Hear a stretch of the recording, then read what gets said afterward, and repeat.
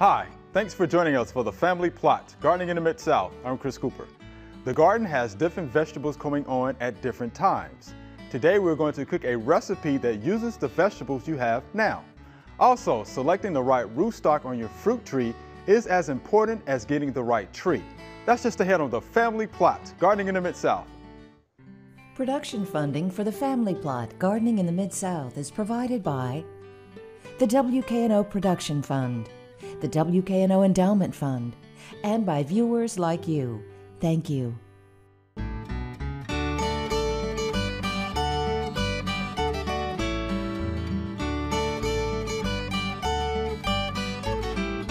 Welcome to the Family Plot. I'm Chris Cooper. Joining me today is Karen Bernard. Ms. Karen's a TSU Extension Agent in Shelby County, and Mr. D is here.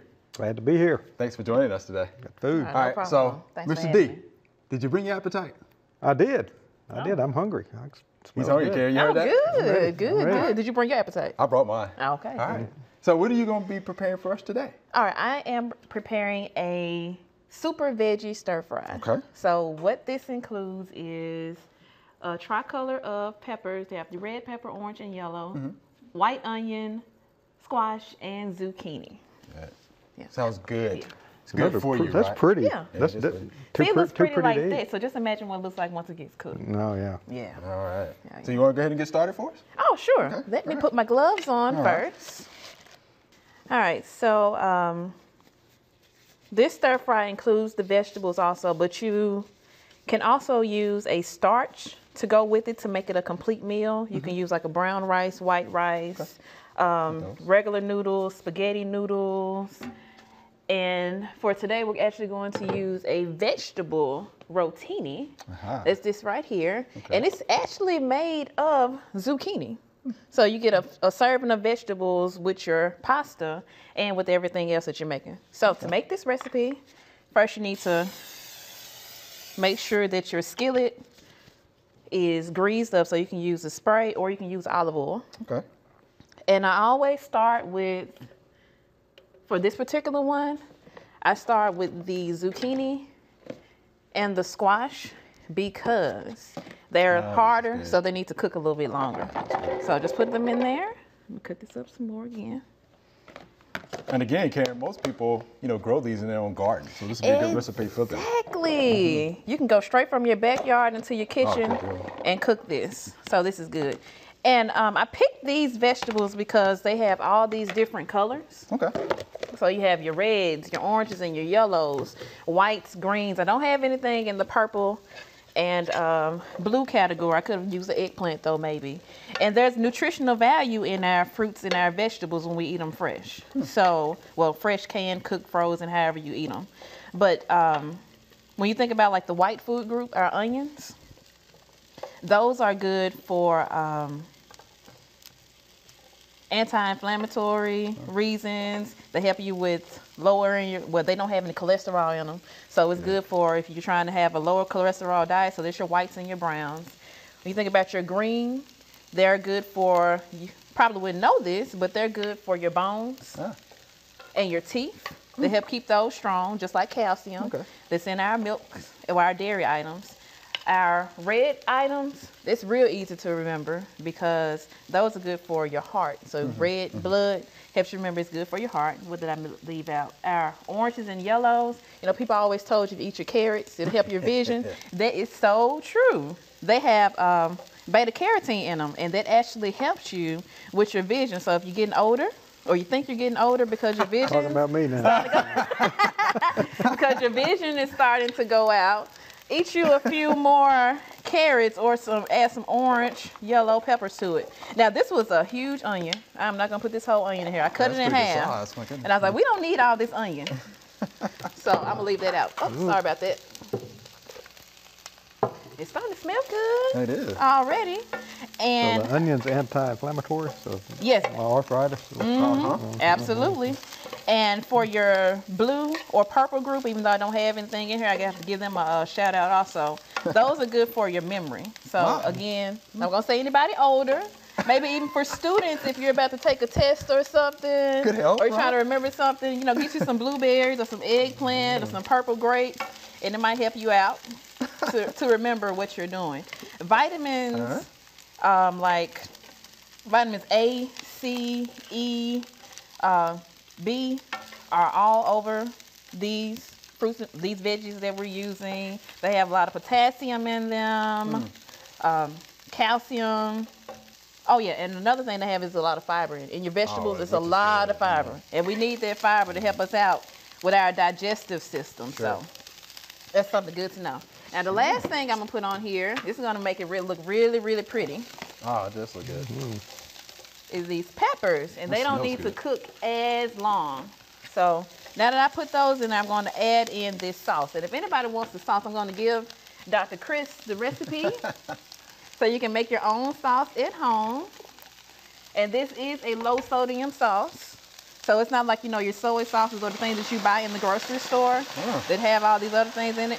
Just add that to it and let it cook down for a while. Wish we had smell vision. It does smell. Because it did start smelling a whole lot better, but it looks nice. It's going to taste nice too. So you just let these cook. Let them keep getting softer. You'll see the onions start to change, get a little translucent. And the squash and the zucchini will start to get softer, and then you'll be ready to eat. So you guys want to taste it? Wow, look at this guy. We wanna definitely taste can do that. Yeah, I do. Okay. Definitely. So far, it looks like it's easy to make, though. It's super easy. do that. And the thing about this is, these are the vegetables that I chose to put in here. Okay. You can put So in you whatever can put- you like mushrooms, asparagus, broccoli, cauliflower, whatever you want to put in it. So I will shift this over to What the about this, side. though? Oh. He likes meats. Can you put meats in there? Yeah. Oh. Where's the beef? Yes. Where's the beef? I forgot about that. That's a good point. So you don't just have to eat this like I made it. If you want, you can put some shrimp in it. I love seafood. You can put some chicken that you've grilled, baked, sauteed, however you know it, chop it up into strips, put it in there. And your beef, put some steak strips in there if you want You to. got it covered. And then Okay, chop it now up you're and you talking. have it covered. So this can be a vegetarian meal, or it can be a meal for us meat eaters also. Okay. Whatever you want to do. I'll bet it's good. Yeah, it is good. So we're going to try it out. Yeah, let's try it out. Okay, I'm going to shift this over if I can. While It's that's still good cooking. for you, good nutritional value. That's good stuff. Did you write all that down, Mr. D? Good memory, right? Yeah, the only problem, well, I Memory. forget it though. Oh, you did? Okay. I should have brought that eggplant then, just for Mr. D. You said forget it. All right. So I'm going to put the, Yeah, I forgot what's good for the memory. and I didn't bring that one. Shame on me. All right, this is our zucchini noodles. And So remember, that's- these okay. are 100% veggie noodles. Okay, 100%. Wow. Man, it sure doesn't look like a veggie noodle. It doesn't. It's just like pasta. So you could fool the kids. Oh, man, she could. And make them think that they're actually eating some regular noodles, Yeah. and they're actually getting a full pack of vegetables in this meal. Man, I like your sample sizes. That is all for me. Yeah. That is all for me. Yeah, this is all for you, and I'll make Dr. Okay. Cooper. All right. All right, now that's what I call a sample size right there now. And like I said earlier, just in case you missed it, you can use rice. Okay. I've done this before at home. You said white rice, with brown rice? white Right. rice, brown Okay. rice, if I you like want to get both. more fiber in it. Spaghetti noodles, anything that you want to do as a starch to make this a full, complete meal. Okay. So I That hope is you good. guys like it. Oh, I I do- already got a couple. I do need to know He said it's what's good. in that sauce. Oh. That's, It's a secret. No, just kidding. yeah, I need. And this sauce, it was really simple too. It was cornstarch, brown sugar, garlic. I put a little bit of flour in it to make it a little bit thicker with the cornstarch. wine? And, The wine? no wine. Apple cider vinegar. There you are. And, Okay. well, there's the wine. Apple cider vinegar and one other thing. I added a low sodium soy sauce to it just to give it that Tasty. Asian kick to the flavor. So And I hope you guys like we it. will have this recipe online. So Okay. folks can go online and get that Yeah, recipe. just in case I miss anything. Very tasty. That make me a portion too. Y'all can't eat without me. Oh, Karen, while You you're like doing it? that, we appreciate you for being here today. This is delicious, though. It Oh, is. thank you Thank for you much. having This is me. great. Thank you. I could actually eat this without meat. There are a number of gardening events going on in the next couple of weeks. Here are just a few that might interest you.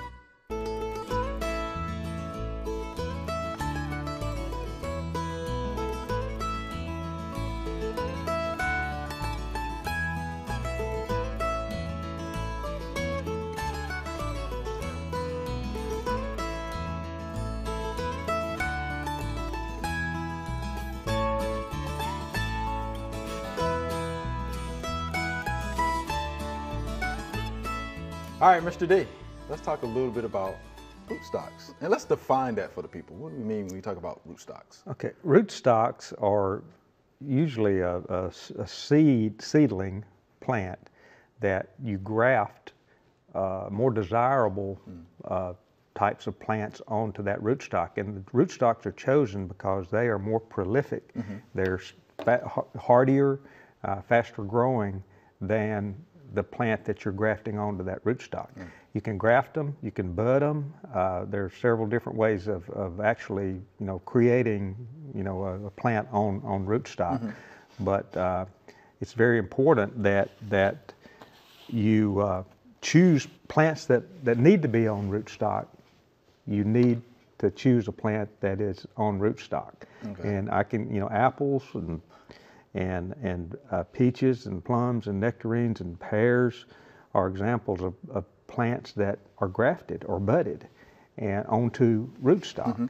And if you just plant a seed of one of those plants that I talked about, especially with apples and pears, number one, the rootstock is not going to be very strong.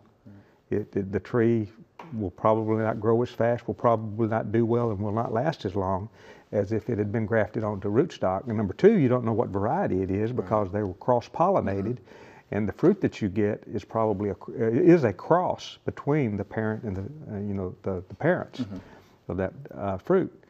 So that's why, if you're going to go to the trouble of planting a peach seed or a pear seed or an apple seed, you'll be a lot better off to go out and buy a grafted variety. You can order them, and you can get the real small plants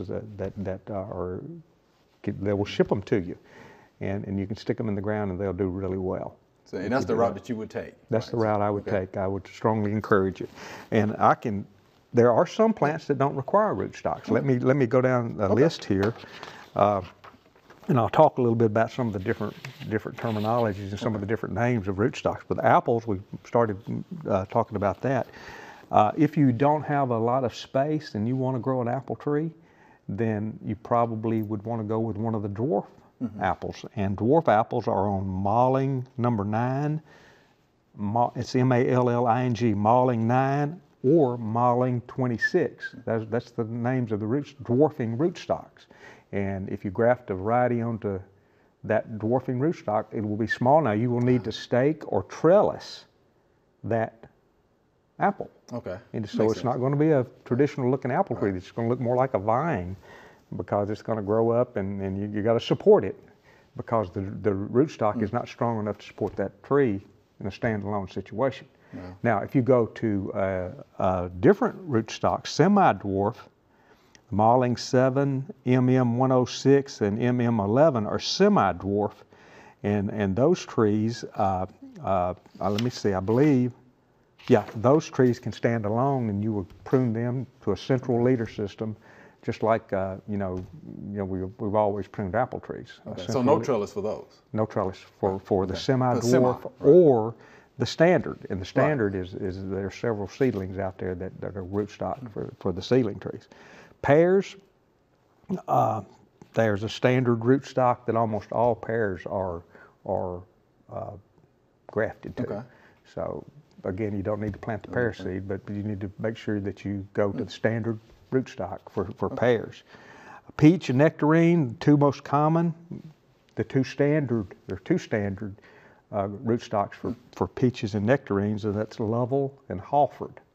Those are the rootstock plants that peaches and nectarines are grafted to. Plums are also grafted to Lovell and Halford. They're also grafted to a rootstock called myrobalan. And as far as there being a difference, I'd say any of these rootstocks would work. If I bought something, I would want to make sure that I knew what it was grafted to.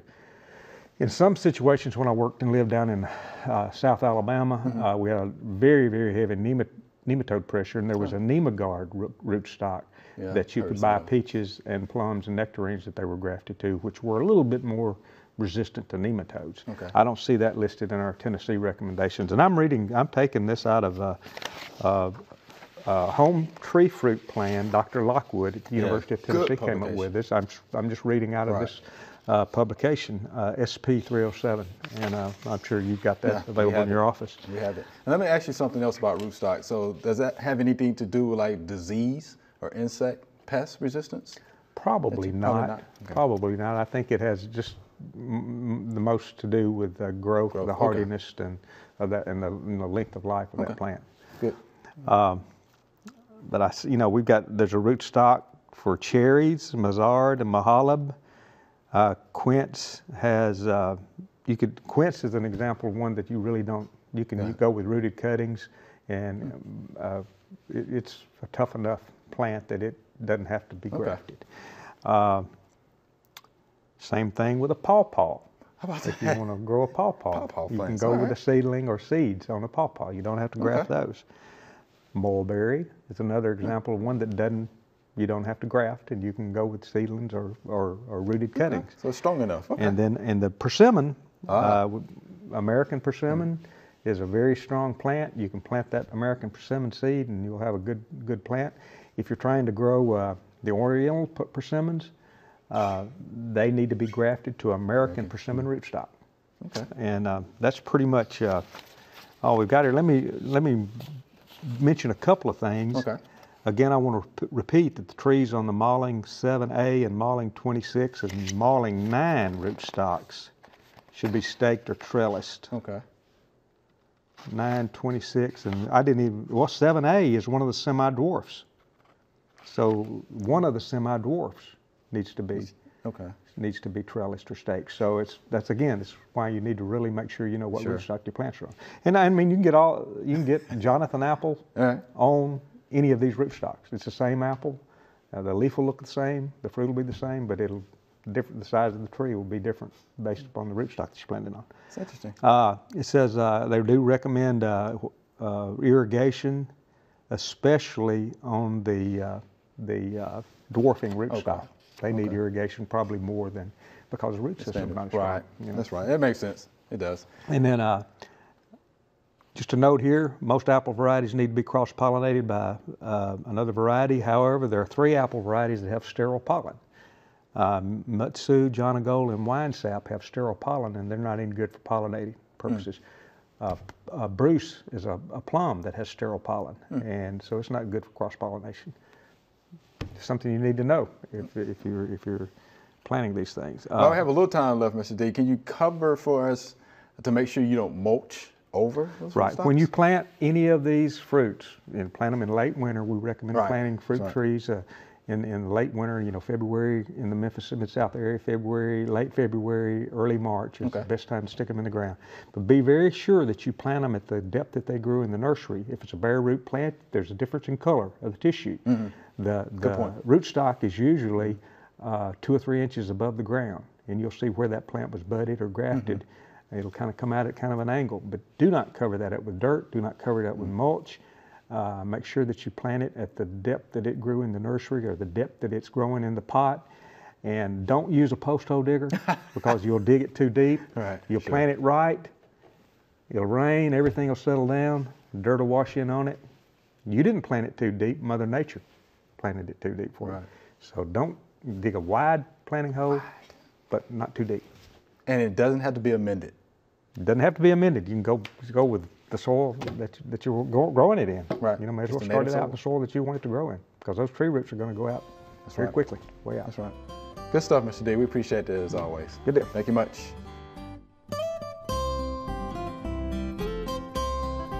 It looks like our blackberries are pretty much where they need to be at this time of the year also. We have some spots on some of the leaves, leaf spots, and that's nothing to worry about. I definitely wouldn't go out here and spray. Again, this is not the time of the year to apply fertilizer. We don't want a flush of new growth right now. We've got a good strong root system, and next spring you ought to get a flush of new growth. I do have some a little damage on the ends of the limbs here that I think probably occurred from an overzealous lawnmower operator or something, and I'm going to probably smooth these cuts a little bit I have one dead cane down here I'm going to take off. I'm not going to cut any green tissue right now because this is not the time of the year to prune, but I'm going to square this cut off a little bit, make it less jagged.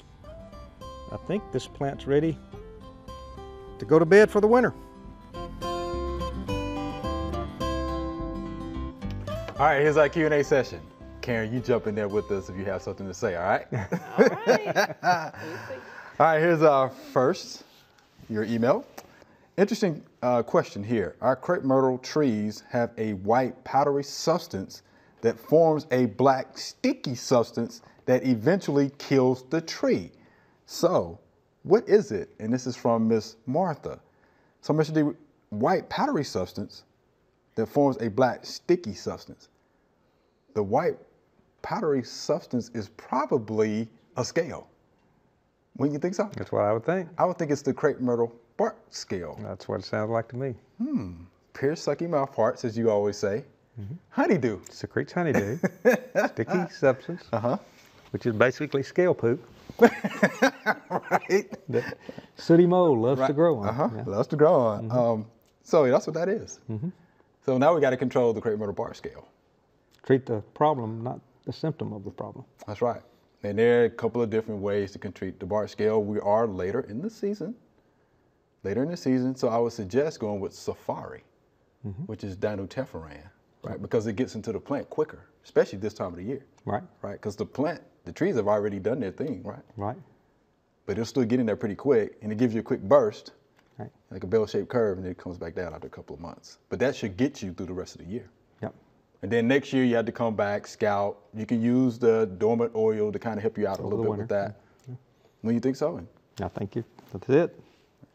I think that'll get you, Miss Martha. But yeah, we think you have the crepe myrtle bark scale. That's what it sounds like. Okay? It's actually forming that old city mold is what we call it, right? All right. So thank you, Miss Martha. Here's our next viewer email. I heard that corn gluten helps keep weeds out of onions. Will corn gluten control weeds in carrots? And how often should I use it? So what do you think about using corn gluten? I know it can be used as a pre-emerge because there is an organic preen product for vegetable gardens. And the active ingredient is corn gluten meal. So you read the label on that. You have to make sure that your desirable plants are at least 2 to 3 inches in height. Right? Okay. Because the preen is not going to know the difference between wheat seeds That's right. and the seeds of your desirable plants. How often should he use it? It's going to be every 4 to 6 weeks. Okay. That's what that's going to be. You've seen I've seen it. It's pretty good. I actually have some. Yeah, Okay. seen it. Okay. But again, you just have to make sure those desirable plants are up at least a couple of inches. Yeah. But if you use it according to the label, it works.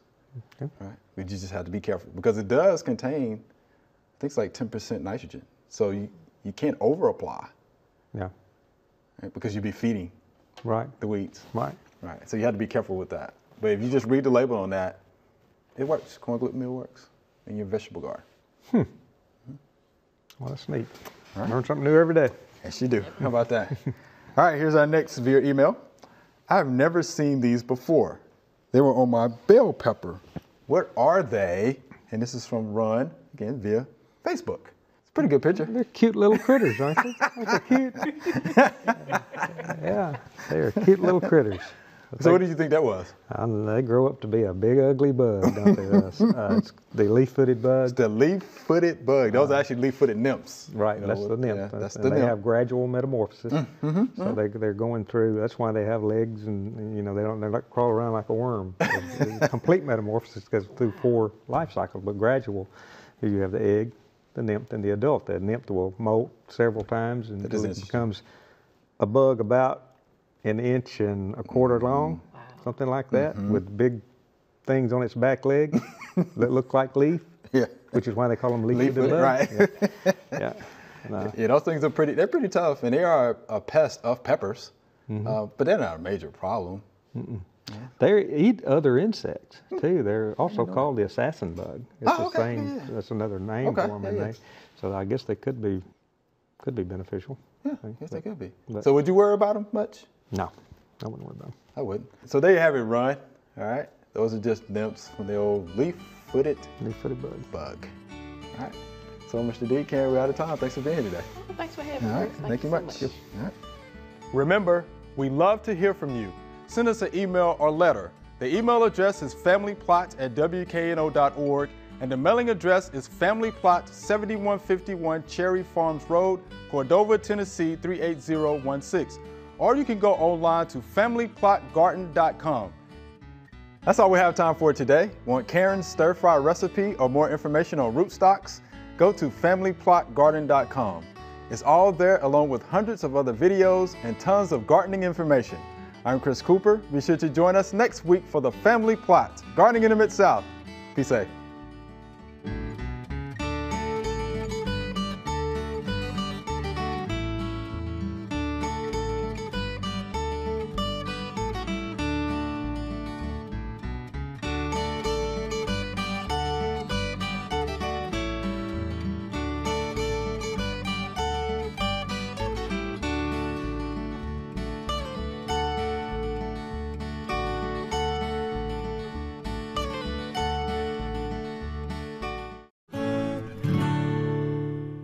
Good. Did you bring your appetite? I brought mine. Okay. All right. So what are you going to be preparing for us today? All right, I am preparing a super veggie stir fry. Okay. So what this includes is a tricolor of peppers. They have the red pepper, orange, and yellow, white onion, squash, and zucchini. Yeah. Sounds good. Yeah.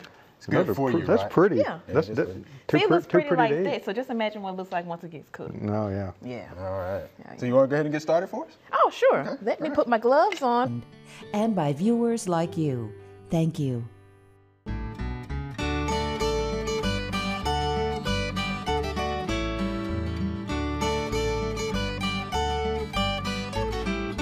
Welcome to the Family Plot. I'm Chris Cooper. Joining me today is Karen Bernard. Ms. Karen's a TSU Extension Agent in Shelby County, and Mr. D is here. Glad to be here. Thanks for joining us today. Got food. No All right, problem. so Thanks for Mr. having D, me.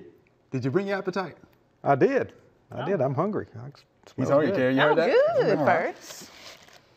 All right, so this stir fry includes the vegetables also, but you can also use a starch to go with it to make it a complete meal. You can use like a brown rice, white rice, regular noodles, spaghetti noodles. And for today, we're actually going to use a vegetable rotini. It's this right here. And it's actually made of zucchini. So you get a serving of vegetables with your pasta and with everything else that you're making. So to make this recipe, first you need to make sure that your skillet is greased up so you can use a spray or you can use olive oil. Okay. And I always start with, for this particular one, I start with the zucchini and the squash because they're harder, so they need to cook a little bit longer. So just put them in there. Let me cut this up some more again. And again, Karen. Hi, thanks for joining us for the Family Plot, Gardening in the Mid-South. I'm Chris Cooper. The garden has different vegetables coming on at different times. Today we're going to cook a recipe that uses the vegetables you have now. Also, selecting the right rootstock on your fruit tree is as important as getting the right tree. That's just ahead on the Family Plot, Gardening in the Mid-South. Production funding for the Family Plot, Gardening in the Mid-South is provided by the WKNO Production Fund, the WKNO Endowment Fund,